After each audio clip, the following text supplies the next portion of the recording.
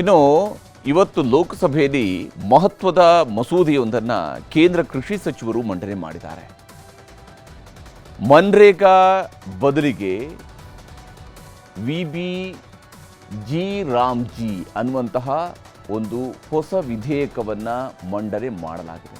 ಈ ವಿಧೇಯಕದ ಮೂಲಕ ಮಹಾತ್ಮ ಗಾಂಧೀಜಿಯವರ ಹೆಸರನ್ನೇ ಬದಲಿಸೋದಕ್ಕೆ ಕೇಂದ್ರ ಸರ್ಕಾರ ಹೊರಟಿದೆ ಅಂತ ಹೇಳಿ ಕಾಂಗ್ರೆಸ್ನವರು ಆರೋಪವನ್ನು ಮಾಡಿದ್ದಾರೆ. ರಾಷ್ಟ್ರಪಿತನಿಗೆ ಮಾಡಿರುವಂತಹ ಅವಮಾನ ಅಂತ ಹೇಳಿ ಕಾಂಗ್ರೆಸ್ ಹೋರಾಟವನ್ನು ಶುರು ಮಾಡಿದರೆ, ಮತ್ತೊಂದು ಕಡೆಯಲ್ಲಿ ಬಿಜೆಪಿ ತನ್ನ ಕ್ರಮವನ್ನು ಸಮರ್ಥಿಸಿಕೊಂಡಿದೆ ಮತ್ತು ರಾಮನ ವಿರೋಧಿಗಳು ಇವರು ಅಂತ ಹೇಳಿ ಕಾಂಗ್ರೆಸ್ಗೆ ಹಣೆಪಟ್ಟಿ ಕಟ್ಟುವಂತಹ ಕೆಲಸವನ್ನು ಕೂಡ ಮಾಡಿದೆ.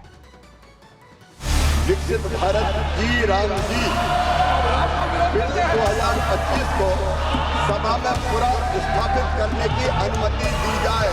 जी राम जी. ಪ್ರಧಾನಿ ಮೋದಿ ನೇತೃತ್ವದ ಎನ್ಡಿಎ ಸರ್ಕಾರ ಅಂದುಕೊಂಡಂತೆ ಮಹಾತ್ಮ ಗಾಂಧಿ ನರೇಗಾ ಯೋಜನೆ ಹೆಸರನ್ನೇ ಬದಲಿಸಿದ ವಿಧೇಯಕವನ್ನ ಲೋಕಸಭೆಯಲ್ಲಿ ಮಂಡಿಸಿದೆ. ಕೇಂದ್ರ ಕೃಷಿ ಸಚಿವ ಶಿವರಾಜ್ ಸಿಂಗ್ ಚೌಹಾಣ್ ಮನ್ರೇಗಾ ಯೋಜನೆ ಹೆಸರನ್ನ ವಿಬಿಜಿ ರಾಮ್ಜಿ ಎಂದು ಮರುನಾಮಕರಣ ಮಾಡಿದ ಮಸೂದೆ ಮಂಡಿಸಿದ್ರು.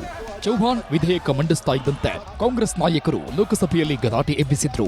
ಇದು ರಾಷ್ಟ್ರಪಿತ ಮಹಾತ್ಮ ಗಾಂಧೀಜಿಯವರ ಹೆಸರಿಗೆ ಕಳಂಕ ತರುವ ಕೆಲಸ ಮಾಡ್ತಿದ್ದಾರೆ ಅಂತ ಸಿಟ್ಟಿಗೆದ್ರು. ಬಿಜೆಪಿಯವರು ವಿರೋಧ ವ್ಯಕ್ತಪಡಿಸಿ ಕಾಂಗ್ರೆಸ್ನವರು ರಾಮನ ವಿರೋಧಿಗಳು ಅಂತ ಪ್ರತ್ಯಾರೋಪ ಮಾಡಿದ್ರು. मैं प्रस्ताव करता हूं कि मुझे विकसित भारत गारंटी फॉर रोजगार एंड आजीविका मिशन ग्रामीण जी राम जी विकसित भारत जी राम जी बिल 2025 को सभा में पूरा स्थापित करने की अनुमति दी जाए. जी राम जी. ಮಹಾತ್ಮ ಗಾಂಧೀಜಿಯವರ ಹೆಸರು ಬದಲಿಸೋ ವಿಧೇಯಕ ವಾಪಸ್ ತಗೋಬೇಕಂತ ಪ್ರಿಯಾಂಕಾ ವಾದ್ರಾ ಲೋಕಸಭೆಯಲ್ಲಿ ಆಗ್ರಹಿಸಿದ್ರು. ये विधेयक वापस लिया जाना चाहिए. इसके बदले में सरकार को एक नया विधेयक पेश करना चाहिए. महात्मा गांधी जी मेरे परिवार के नहीं थे, लेकिन मेरे परिवार जैसे ही हैं और इस पूरे देश की यही भावना है सर. सर इस पूरे देश की यही भावना है. ಇನ್ನೊಂದು ಕಡೆ ಕೆಸಿ ವೇಣುಗೋಪಾಲ್ ಮಹಾತ್ಮ ಗಾಂಧಿ ಹೆಸರನ್ನ ತೆಗೆದು ಬಿಟ್ರೆ ಶಿವರಾಜ್ ಸಿಂಗ್ ಚೌಹಾಣ್ ಅನ್ನೋ ಕೆಟ್ಟ ದಾಖಲೆ ಇತಿಹಾಸದಲ್ಲಿ ಉಳಿದು ಬಿಡುತ್ತೆ ಅಂತ ಕಾಲೆಳೆದ್ರು. ಆಗ ಸಚಿವ ಚೌಹಾಣ್ ಮಹಾತ್ಮ ಗಾಂಧೀಜಿ ನಮ್ಮ ಹೃದಯದಲ್ಲಿದ್ದಾರೆ, ನಮಗೆ ಗಾಂಧೀಜಿಯು ಮುಖ್ಯ, ರಾಮನು ಮುಖ್ಯ ಅಂತ ತಿರುಗೇಟು ಕೊಟ್ರು. Mahatma Gandhi, honourable minister Shivraj Chouhan ji, your name will be remembered.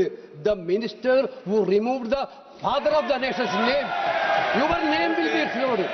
कि बापू हमारे दिलों में बसते हैं, उनका हम पूरा सम्मान करते हैं. और बापू ही कहते थे राम राज. ಅಷ್ಟಕ್ಕೂ ಏನಿದು ಮನ್ರೇಗಾ ಯೋಜನೆ? ಜಿ ರಾಮ್ ಜಿ ಅಂತ ಕೇಂದ್ರ ಸರ್ಕಾರ ಹೆಸರು ಬದಲಿಸಿದ್ಯಾಕೆ? ಜನರಿಗೆ ಇದರಿಂದ ಏನ್ ಲಾಭ, ಏನ್ ನಷ್ಟ ಅಂತ ನೋಡೋದಾದ್ರೆ, ಮನ್ರೇಗಾದಲ್ಲಿ ಗರಿಷ್ಠ 100 ದಿನ ಕೆಲಸದ ಖಾತ್ರಿ ಇತ್ತು. ಹೊಸ ಕಾಯ್ದೆಯಲ್ಲಿ 125 ದಿನಕ್ಕೆ ಹೆಚ್ಚಿಸಿದ್ದು ಕೆಲಸ ಇಲ್ಲದಿದ್ರೂ ನಿರುದ್ಯೋಗ ಭತ್ಯೆ ಸಿಗಲಿದೆ. ಮನ್ರೇಗಾದಲ್ಲಿ ದಿನಕ್ಕೆ ಕನಿಷ್ಠ 240 ವೇತನ ಇತ್ತು. ಹೊಸ ಕಾಯ್ದೆ ಅಡಿ ತಿಂಗಳಿಗೆ 15,000ದಿಂದ 30,000 ರೂಪಾಯಿವರೆಗೂ ವೇತನ ಸಿಗಲಿದೆ. ಮನ್ರೇಗಾದಲ್ಲಿ ಕೇಂದ್ರ ಸರ್ಕಾರ 75ರಷ್ಟು, ರಾಜ್ಯ ಸರ್ಕಾರ 25ರಷ್ಟು ವೆಚ್ಚ ಭರಿಸಬೇಕಿತ್ತು. ಹೊಸ ಕಾಯ್ದೆಯಲ್ಲಿ ಕೇಂದ್ರ ಸರ್ಕಾರ 60ರಷ್ಟು, ರಾಜ್ಯ ಸರ್ಕಾರ 40ರಷ್ಟು ವೆಚ್ಚ ಭರಿಸಬೇಕಿದೆ. ಮನ್ರೇಗಾದಲ್ಲಿ ಮೊದಲು ಅಧಿಕಾರಿಗಳು ಗುತ್ತಿಗೆದಾರರ ನಿರ್ವಹಣೆಯೇ ಫೈನಲ್ ಆಗಿತ್ತು, ಭ್ರಷ್ಟಾಚಾರನೂ ಆಗ್ತಿತ್ತು. ಆದರೆ ಜಿ ರಾಮ್ ಜಿ ಅಡಿ ಅಧಿಕಾರಿಗಳ ಜೊತೆ ಎಐ ತಂತ್ರಜ್ಞಾನ, ಜಿಪಿಎಸ್, ಮೊಬೈಲ್ ಮೇಲ್ವಿಚಾರಣೆಗಳು ಇರಲಿವೆ. ಮನ್ರೇಗಾದಲ್ಲಿ ವೇತನ ಪಡೆಯಲು ತಿಂಗಳುಗಳೇ ಆಗ್ತಿತ್ತು. ಆದರೆ ಜಿ ರಾಮ್ ಜಿ ಕಾಯ್ದೆಯಡಿ ಕೆಲಸ ಮಾಡಿದ 15 ದಿನದಲ್ಲಿ ವೇತನ ಖಾತೆಗೆ ಬರುತ್ತೆ. ಮನ್ರೇಗಾದಲ್ಲಿ ಪಿಎಫ್, ಇಎಸ್ಐನಂಥ ಯಾವುದೇ ಸೌಲಭ್ಯಗಳು ಇರಲಿಲ್ಲ. ಆದರೆ ಹೊಸ ಕಾಯ್ದೆಯಲ್ಲಿ ಇಎಸ್ಐ ಇದೆ. ಕೆಲಸಕ್ಕೆ ತಕ್ಕಂತೆ 3ರಿಂದ 15,000ವರೆಗೂ ಪ್ರೋತ್ಸಾಹ ಧನವೂ ಸಿಗಲಿದೆ. ಯೋಜನೆಯಲ್ಲಿ ನಿಯಮಾವಳಿಗಳನ್ನು ಬದಲಿಸಿದ್ದೇನೋ ಓಕೆ, ಆದರೆ ಮಹಾತ್ಮ ಗಾಂಧೀಜಿ ಹೆಸರನ್ನ ತೆಗೆಯುತ್ತಿರುವುದು ಯಾಕೆ ಅನ್ನೋದೇ ಕಾಂಗ್ರೆಸ್ ಸೇರಿ ವಿಪಕ್ಷಗಳ ಬಹುದೊಡ್ಡ ಪ್ರಶ್ನೆ. ಆ ಪ್ರಶ್ನೆಗಳೇ ಇವತ್ತು ಲೋಕಸಭೆ ವಾಗ್ವಾದಕ್ಕೂ ವೇದಿಕೆಯಾಯಿತು. Bureau report, news 18.